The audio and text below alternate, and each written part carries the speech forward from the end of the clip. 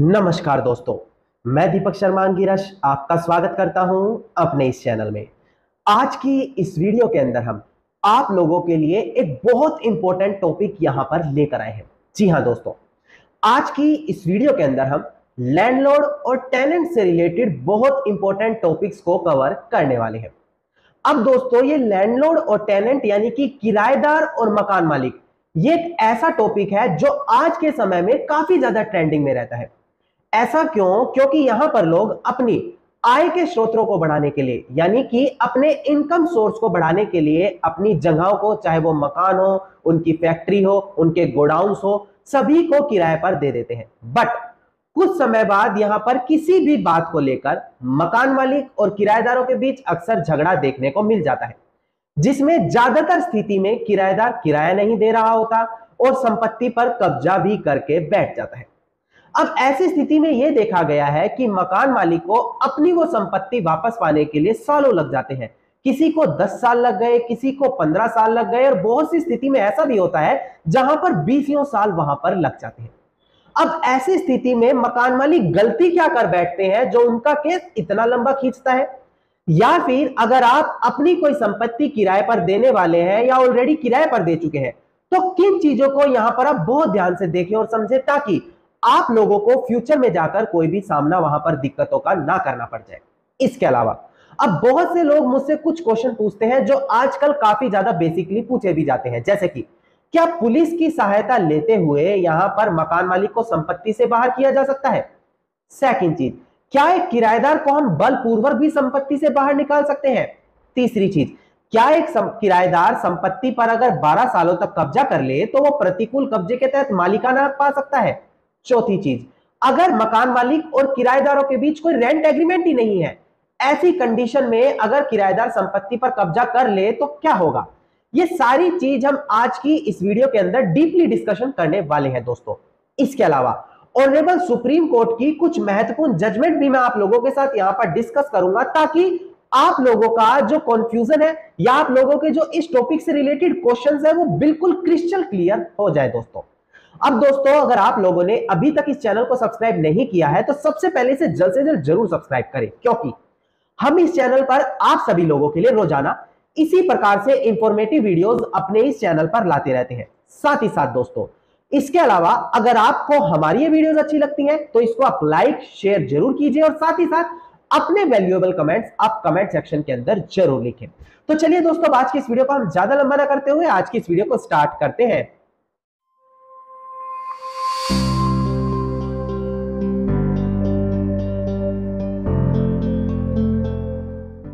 अब दोस्तों, सबसे पहले वीडियो को स्टार्ट करने से पहले आप लोगों को मैं बता दूं कि पिछले कुछ समय से 20 से 25 दिनों पहले से मैं चैनल पर कंटिन्यू क्यों नहीं आ पा रहा था। देखिए दोस्तों, हमारी फैमिली मेडिकल कंडीशन थोड़ी सी ठीक नहीं चल रही थी। 2 फैमिली मेंबर हॉस्पिटल में एडमिटेड थे। मेरी मदर की कंडीशन भी ठीक नहीं थी, उनको डेंगू हो गया था। साथ ही साथ मेरी भी तबियत कुछ खास ठीक नहीं थी, जिसकी वजह से मैं कुछ समय से आप लोगों के साथ कंटिन्यू नहीं हो पा रहा था। बट अब आप लोगों के प्यार की वजह से सब कुछ फैमिली में बिल्कुल ठीक हो चुका है और अब मैं यहाँ पर आप लोगों को रेगुलर इसी प्रकार से इंफॉर्मेटिव वीडियोस अपने इस चैनल पर प्रोवाइड कराने वाला हूं। देखिए दोस्तों, अब सबसे पहले हम बात करते हैं यहां पर रेंट कंट्रोल एक्ट के बारे में।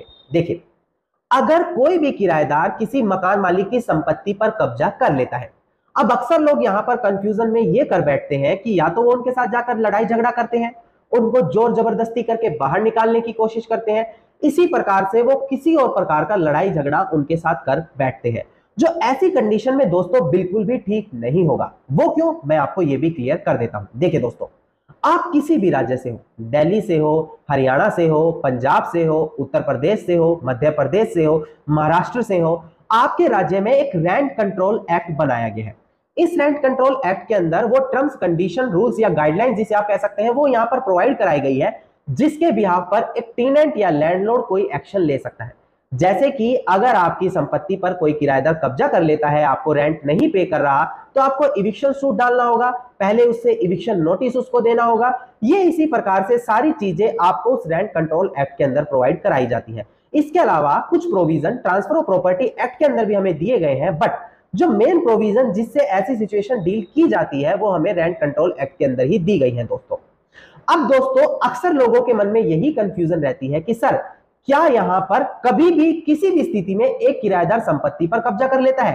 तो ऐसी कंडीशन में तो अपनी संपत्ति को किराए पर देना ही बेवकूफी होगी, क्योंकि अगर किसी किराएदार ने वहां पर कब्जा कर लिया तो हम तो वहां पर उसे संपत्ति को खाली नहीं करा पाएंगे और हमें सालों लग जाएंगे अपनी वो संपत्ति वापस पाने के लिए। ऐसी कंडीशन में तो इन द एंड मकान मालिक को ही नुकसान होने वाला है। जी नहीं दोस्तों, ऐसा बिल्कुल भी नहीं होता। आपको अपनी थोड़ी सी मेंटेलिटी चेंज करते हुए हमेशा पॉजिटिव सोचना है, और पॉजिटिव रिजल्ट भी आपको कैसे मिलेंगे ये भी मैं वीडियो में आगे आपको बताने वाला हूं। सबसे पहले हम वो कंडीशन डिस्कस कर लेते हैं जिस कंडीशन में एक मकान मालिक किराएदार से अपनी संपत्ति को खाली करवा सकता है। और ये जो प्रोविजंस है, ये जो कंडीशन है, आपकी रेंट कंट्रोल एक्ट के अंदर भी मेंशन किए गए होते हैं। दोस्तों देखिएगा, दोस्तों यहां पर जो सबसे पहला पॉइंट बनता है जिसको लेकर ऑनरेबल सुप्रीम कोर्ट ने अपनी बहुत सी लैंडमार्क जजमेंट दी हुई है, जिसका डिस्कशन हम अपनी आज की वीडियो के अंदर भी जरूर करेंगे। देखिए, बोनाफाइड नीड। बोनाफाइड मतलब जब भी एक मकान मालिक को एक गुड फेथ के लिए, एक गुड रिजल्ट के लिए, या फिर किसी भी चीटिंग को ना करते हुए अगर प्रॉपर्टी रिक्वायर्ड है, जैसे कि अगर एक प्रॉपर्टी यहां पर किराए पे दी हुई थी, अब मकान मालिक को चाहे अपना बिजनेस एक्सपेंड करना हो या फिर और ज्यादा एरिया उसे चाहिए हो, ऐसी कंडीशन में उसे वो किराए की संपत्ति खुद के यूज के लिए वापस चाहिए, तो उसको बोनाफाइड नीड कहते हैं दोस्तों। यानी कि जहां पर मकान मालिक की इंटेंशन किराएदार को परेशान ना करने की हो, उसकी सच में उस प्रॉपर्टी की नीड हो, रिक्वायरमेंट हो। ऐसी कंडीशन में जब भी मकान मालिक को बोनाफाइड नीड हो, एक रिक्वायर्ड नीड हो, ऐसी कंडीशन में वो किराएदार से अपनी वो संपत्ति वापस पा सकता है, पहली कंडीशन। दूसरी कंडीशन दोस्तों देखिए, जब भी किराएदार यहां पर समय पर किराया ना पे करे, वो यहां पर टर्म्स कंडीशन पे दिए गए टाइम के अंदर किराया नहीं दे रहा, 15 दिन 20 दिन लेट कर रहा है, ऐसी कंडीशन में मकान मालिक के पास ये अधिकार रखता है कि वो किराएदार से वो संपत्ति खाली करवा सकता है। प्रोसेस क्या होगा खाली कराने का, ये वीडियो में हम आगे बात करेंगे। देखिए, इसके अलावा अगर एक किराएदार आपकी संपत्ति पर कोई इलीगली एक्टिविटी करने लगे, कोई ऐसी एक्टिविटी करने लगे जो आप लोगों ने अपने टर्म्स कंडीशन में मेंशन किया हो कि ऐसा कुछ भी नहीं करना, उदाहरण के तौर पर अगर वो क्या करे, आपसे आपकी प्रॉपर्टी किराए पर ले ले और आपकी प्रॉपर्टी फिर खुद किसी थर्ड पार्टी को किराए पर दे दे, ये चीज एक्सेप्टेबल नहीं होती।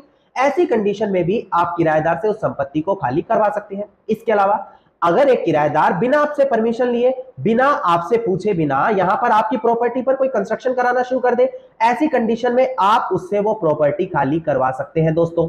इसके अलावा दोस्तों, अगर कोई किराएदार आपकी प्रॉपर्टी पर किसी इमोरल पर्पस से रहने लगे, मान लेते हैं उनकी स्टार्टिंग से इंटेंशन ये है कि आपकी प्रॉपर्टी पर कब्जा कर ले और बाद में आपको ये चीज पता लगती है, आप उनसे वो प्रॉपर्टी उसी समय खाली करा सकते हैं। उसी समय से मेरा मतलब क्या है, प्रोसेस फॉलो करते हुए। प्रोसेस हम आगे अब बात करने वाले हैं। इसके अलावा अगर आपका जो टेनेंट है, किराएदार है, कोई ऐसी एक्टिविटी कर रहा है जिसके बिहाफ पर आपको नेबर से बार बार कंप्लेंट मिल रही है, ऐसी कंडीशन में भी आपके पास ये अधिकार होता है, आप अपनी प्रॉपर्टी वापस खाली करा सकते हैं। इसके अलावा अब देखिए, जब भी आप कोई रेंट एग्रीमेंट बनाते हैं उसके अंदर टर्म्स कंडीशन लिखी होती है, चाहे उसमें ये चीज मेंशन हो कि हर साल इतने % किराया बढ़ाया जाएगा। अगर ऐसी कोई सिचुएशन बन रही है जहां पर वो किराया बढ़ाकर ना दे, उन टर्म्स कंडीशन को फॉलो ना करे, आपके पास ये अधिकार है, आप उस प्रॉपर्टी को खाली भी करवा सकते हैं। ये कुछ ऐसी बेसिक नीड होती है, बेसिक अधिकार होते हैं जो मकान मालिक को पता होना बहुत जरूरी है। अब देखिए दोस्तों, इसके बाद हम बात करते हैं प्रॉपर्टी को खाली कराने का लीगल प्रोसेस क्या होता है। देखिए, आप कभी भी अगर लीगल प्रोसेस की तरफ आगे बढ़ेंगे तो याद रखें ये टाइम कंज्यूमिंग जरूर होता है। तो ऐसी कंडीशन में आप कोशिश यही करें कि सीधा आप इविक्शन सूट ना डालें, पहले उनके ऊपर मेंटली प्रेशर बनाएं। मेंटली प्रेशर कैसे बनाएं वो मैं आपको बता देता हूं। देखिएगा, जैसे ही आप लोगों को पता लगे कि वो कोई इलीगली एक्टिविटी कर रहे हैं, आप उनके खिलाफ जाकर FIR करवा सकते हैं। अगर आपको पता लगे कि वो यहां पर कोई ऐसे कारण कर रहे हैं और अब उनका इंटेंशन यही है प्रॉपर्टी खाली ना करें, आप एक छोटी सी पंचायत बुला लें। अगर आप गांव देहातों में हैं, कोई बड़ी दिक्कत नहीं है। अगर आप शहरों में हैं तो एक सोसाइटी मीटिंग बुला सकते हैं जहां पर उन्हें बुलाएं और उनके ऊपर मेंटली प्रेशर बनाएं कि उन्हें ये प्रॉपर्टी खाली करनी पड़ेगी। इसके अलावा आप उनके रिलेटिव से कांटेक्ट कर सकते हैं, आप एक अच्छे से एडवोकेट को बुला सकते हैं जो आप लोगों के बीच मीटिंग कराकर उनको कॉन्सिक्वेंस बताएं कि उनको आखिरकार क्या क्या नुकसान होने वाले हैं। अब हम वो स्थिति ले लेते हैं जहां पर वो इसके बावजूद भी नहीं मान रहे।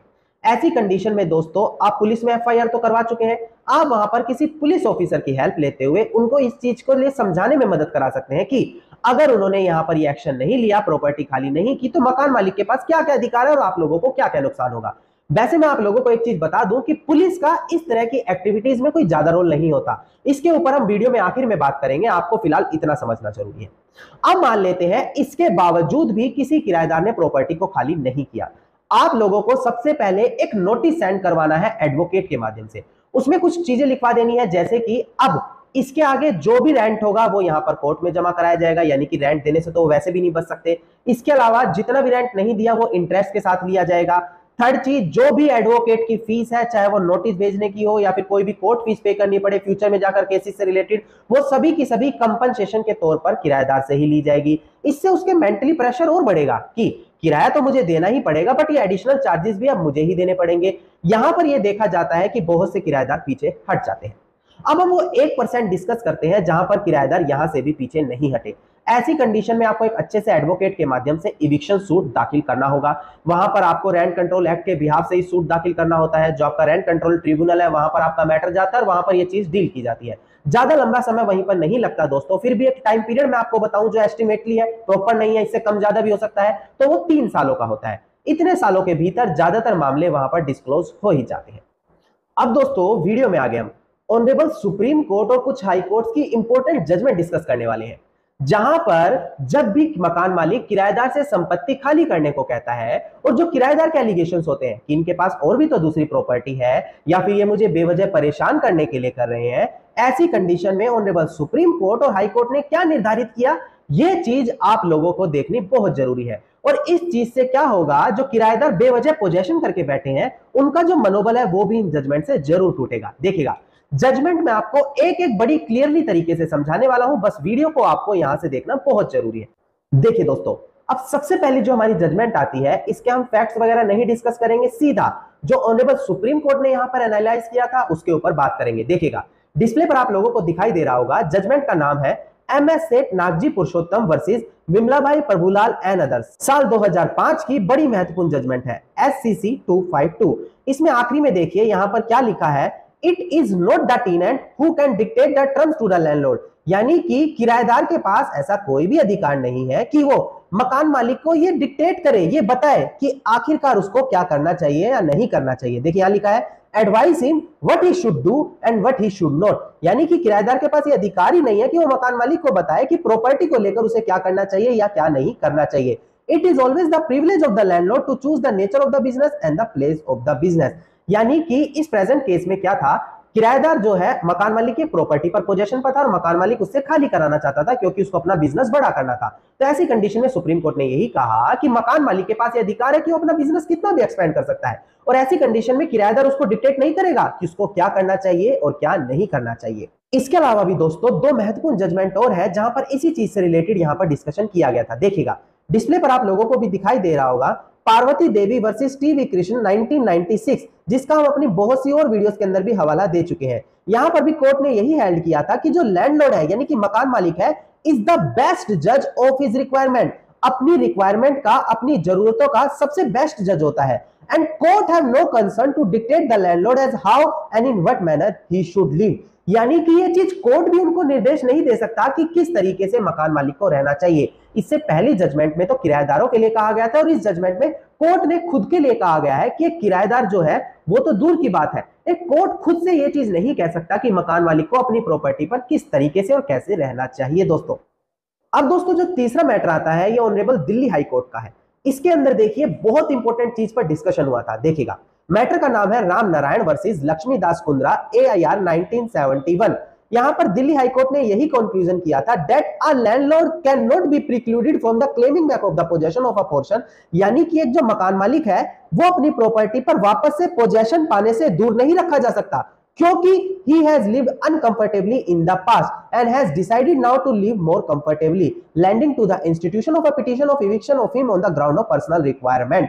इस प्रेजेंट केस में मैं बता दूं क्या हुआ था ताकि आप लोगों को और ज्यादा क्लियर हो जाए। देखिए, मकान मालिक फर्स्ट फ्लोर पे रहता था और साथ ही साथ फर्स्ट फ्लोर पे उसके साथ कुछ किराएदार रहते थे और जो ग्राउंड फ्लोर था वो उन्होंने बिजनेस पर्पस के लिए यूज किया हुआ था। ऐसी कंडीशन में कुछ सालों तक तो मकान मालिक वहां कंफर्टेबली रहे, बट जब उन्हें लगा कि उन्हें यहाँ पर और स्पेस चाहिए तो उन्होंने किराएदार को संपत्ति खाली करने को कहा। बट किराएदार का कहना था कि पहले भी तो वो इस तरीके से रहते थे, अब उनको क्या दिक्कत है, और ग्राउंड फ्लोर भी तो खाली है, चाहे तो वो वहां पर भी रह सकते हैं। बट ऐसी कंडीशन में कोर्ट ने यही एनालाइज किया, ग्राउंड फ्लोर पर तो उनका बिजनेस चल रहा है और फर्स्ट फ्लोर पर अगर वो पहले अनकंफर्टेबली रहते थे या पहले कैसे भी एडजस्ट करके रहते थे तो इसका मतलब ये नहीं होगा कि अब भी वो यहां पर इसी तरीके से रहे। वो अपनी प्रॉपर्टी के बेस्ट जज है, यानी कि उनके पास ये अधिकार है, वो किसी तरीके से भी रह सकते हैं अपनी पर्सनल प्रॉपर्टी पर। और जो टेनेंट है किराएदार है उनके पास ये अधिकार नहीं होगा कि वो उनको एडवाइस करे कि उन्हें क्या करना चाहिए और क्या नहीं करना चाहिए। अब दोस्तों इन जजमेंट से आपको यही चीज निर्धारित हो गई होगी, क्लियर हो गई होगी कि किराएदार को कभी भी मकान मालिक का दर्जा नहीं दिया जा सकता। जब भी बात किराएदार और मकान मालिक के बीच में आएगी, हमेशा किराएदार को ही पीछे हटना पड़ेगा। हाँ, समय कितना भी लग जाए ये मैं मना नहीं करता, कई बार 3 साल 5 साल लग जाते हैं, वो कुछ गलतियां होती है वो मैं आगे बताने वाला हूं, बट इन द एंड मकान मालिक के पक्ष में ही फैसला जाता है दोस्तों। अब देखिए दोस्तों कुछ बेसिक से क्वेश्चन। सबसे पहला आता है कि क्या पुलिस की सहायता लेते हुए किराएदार को खाली करवाया जा सकता है प्रॉपर्टी से? जी नहीं दोस्तों। देखिए, किराएदार एक पोजेशन होल्डर की तरह देखा जाता है। भले कोर्ट में जाने के बाद उनके अधिकार एक पोजेशन होल्डर की कंपैरिजन में थोड़े बहुत कम हो, क्योंकि पोजेशन होल्डर 12 साल पोजेशन करके मालिक बन सकता है, but honourable supreme court high court ने क्लियर किया हुआ है कि एक किराएदार हमेशा किराएदार ही रहेगा। A tenant is always a tenant, but उन्हें खाली कराने के लिए हमेशा आपको कोर्ट का ही सहारा लेना होता है, क्योंकि पुलिस के पास अथॉरिटी तो है कि लॉ ऑर्डर को मेंटेन कर सकते हैं, बट जब भी बात किसी प्रॉपर्टी को लेकर आती है, चाहे पोजेशन से लेकर, चाहे एविक्शन से लेकर, चाहे राइट और लायबिलिटीज को लेकर, तो सबसे पहले उसका निपटारा कोर्ट में होता है। बाद में कोर्ट पुलिस को निर्देश दे सकती है कि यहां पर किराएदार को प्रॉपर्टी से बाहर निकाला जाए। ये एक अलग कंडीशन है। बट डायरेक्टली अगर आप सोच रहे हैं पुलिस में जाकर हम कंप्लेंट दें, एफआईआर दे, पुलिस ऑफिसर आए आपकी प्रॉपर्टी को खाली करा कर दे, ऐसा पॉसिबल नहीं होता। दूसरी कंडीशन, क्या एक किराएदार प्रॉपर्टी पर कब्जा करके मालिक बन सकता है? जी नहीं दोस्तों। इस चीज को हम अपनी पिछली वीडियो में भी डिस्कस कर चुके हैं, ऑनरेबल सुप्रीम कोर्ट और हाई कोर्ट भी कह चुके हैं, a tenant is always a tenant, यानी कि एक किराएदार हमेशा किराएदार ही रहेगा। तीसरा क्वेश्चन, क्या अगर रेंट एग्रीमेंट यहां पर नहीं बना किराएदार और मकान मालिक के बीच तो ये दिक्कत पैदा कर सकता है? जी हाँ दोस्तों, बिल्कुल कर सकता है। देखिए, जब भी आप किराएदार को प्रॉपर्टी से खाली कराने की कोशिश करेंगे तो आपको इविक्शन सूट डालना होगा, Delhi rent control act, Maharashtra rent control act या फिर अपने स्टेट रेंट कंट्रोल एक्ट के हिसाब से। ऐसी कंडीशन में आपको यह चीज तो साबित करनी ही होगी कि वो वहां पर किराएदार है। अब आप लोग ना ही कोई टर्म्स कंडीशन का एग्रीमेंट उनसे बनाए हुए हैं, अगर उनसे आप किराया भी अकाउंट में नहीं ले रहे, कोई स्लिप भी नहीं दे रहे, तो आपको ये साबित करने में बहुत दिक्कत आएगी कि वो किराएदार है। और वो सामने वाली पार्टी अपने आप को किराएदार एक्सेप्ट करेगी नहीं, वो खुद को पोजीशन होल्डर बताएगी। तो ऐसे में वो एडवर्स पोजीशन लॉ का फायदा उठाने की कोशिश करेंगे और आप लोग उन्हें किराएदार साबित करते करते ही परेशान हो जाएंगे। तो हमेशा कोशिश ये करें कि 11 महीने का रेंट एग्रीमेंट जरूर बनाएं जिसमें सभी टर्म्स कंडीशन प्रॉपर्ली मेंशन की गई हो। अब लोगों के मन में सवाल आता है कि क्या सर एक किराएदार के ऊपर क्रिमिनल केस भी किया जा सकता है? क्योंकि देखिए, प्रॉपर्टी हमें खाली करानी है, इविक्शन सूट हो गया, सिविल केस आ गया, किराया उसने नहीं दिया, हमारा रिकवर हो जाएगा मनी, सिविल केस आ गया, बट वो परेशान क्यों हो? उसने भी तो हमें परेशान करके रखा है, हम भी तो क्रिमिनल केस करें। देखिए दोस्तों, इसके ऊपर एक बहुत इंपॉर्टेंट मैटर था, Neetu Singh versus state of Uttar Pradesh का मैटर। इसके अंदर यही चीज डिस्क्राइब की गई थी कि अगर कोई किराएदार किराया नहीं दे रहा, प्रॉपर्टी खाली नहीं कर रहा, उसके ऊपर सिविल ग्राउंड के तहत एक्शन तो लिया जा सकता है, बट अगर आप 42506 यानी कि मिसअप्रोप्रिएशन का हवाला देते हुए उसके ऊपर क्रिमिनल केस करते हैं तो वो चीज एक्सेप्टेबल नहीं होगी। हाँ, आपके पास अधिकार है, आप आप किराएदार को खाली कराने के लिए सिविल एक्शन ले, बट इस ग्राउंड पे आप उनके ऊपर क्रिमिनल एक्शन नहीं ले सकते दोस्तों। यहां पर थोड़ा सा मकान मालिक को नुकसान होगा, बट इन द एंड अगर आप किसी अच्छे एडवोकेट का सहारा लेते हैं, उसकी गाइडेंस में काम करते हैं, आपको ज्यादा टाइम लगेगा और ना ज्यादा आपको नुकसान होगा। इस बीच जितना भी किराया आपका पेंडिंग है वो आपको कोर्ट जरूर दिलवाएगा, क्योंकि वो भी उनको कोर्ट में सबमिट करना पड़ेगा। ऐसा ऑनरेबल सुप्रीम कोर्ट ने अपनी साल 2022 की जजमेंट में भी क्लियर किया था कि अगर कोई किराएदार यहां पर प्रॉपर्टी पर पोजेशन पर और खुद को बेवजह ओनर बताने लग रहा है और सामने वाली पार्टी क्लेम कर रही है कि ये तो किराएदार है, तो वहां पर उसको किराया सबमिट करना पड़ेगा। ये भी बहुत इंपॉर्टेंट जजमेंट थी, ये मैं जल्दी आप लोगों के लिए लेकर भी आऊंगा दोस्तों। धन्यवाद दोस्तों, उम्मीद करता हूं वीडियो के अंदर मिली जानकारी आप सभी लोगों के लिए बेहद ज्यादा लाभदायक साबित होगी। वीडियो के अंदर अगर मिली जानकारी आप सभी लोगों को अच्छी लगी, वीडियो को आप लाइक, शेयर और कमेंट जरूर कीजिएगा। वीडियो से जुड़ा कोई क्वेश्चन है कमेंट सेक्शन में मुझे लिखें। अगर आप पर्सनली लीगल एडवाइस लेना चाहते हैं, डिस्क्रिप्शन में आप लोगों को एक नंबर दिया है, उस नंबर पर आप कॉल कर सकते हैं, अपनी अपॉइंटमेंट बुक करा सकते हैं और डायरेक्टली मुझसे कॉल पर भी बात कर सकते हैं। और अगर आप इसी प्रकार की इंफॉर्मेटिव वीडियोस रोजाना ही पाना चाहते हैं तो चैनल को सब्सक्राइब करके नोटिफिकेशन बेल आइकन आप जरूर दबा दें।